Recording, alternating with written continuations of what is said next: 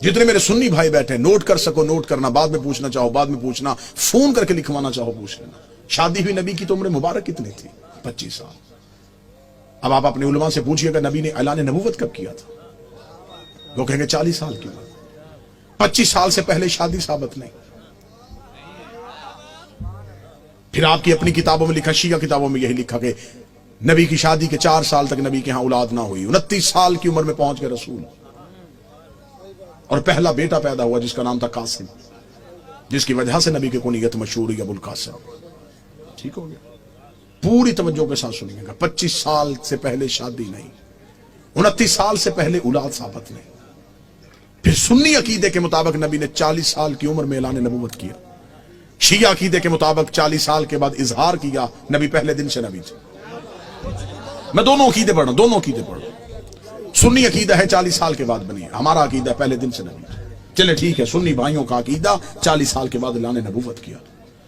پھر سنی کتابوں میں لکھا ہوا ہے کہ نبی نے اعلان نبوت سے 5 سال قبل اپنی 3 بیٹیوں کا عقد معاذ اللہ ثم معاذ اللہ خاک مدہن 3 مشرکوں سے کروایا ہوا تھا۔ جب آپ اپنے علماء سے دلیل پوچھیں گے تو وہ کہیں گے اس لیے کہ اس وقت وہ خود نبی نہیں تھے، نبی بنے 40 سال کے بعد، تو پھر ان مشرکوں کے گھروں سے بیٹیوں کو واپس بلا لیا۔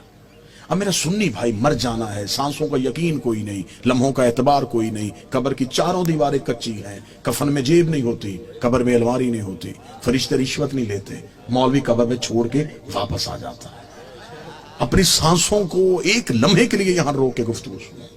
25 سال سے پہلے شادی ثابت نہیں، 40 سال کی عمر میں اعلان نبوت کیا۔ 25 اور 40 کے درمیان کتنے سال؟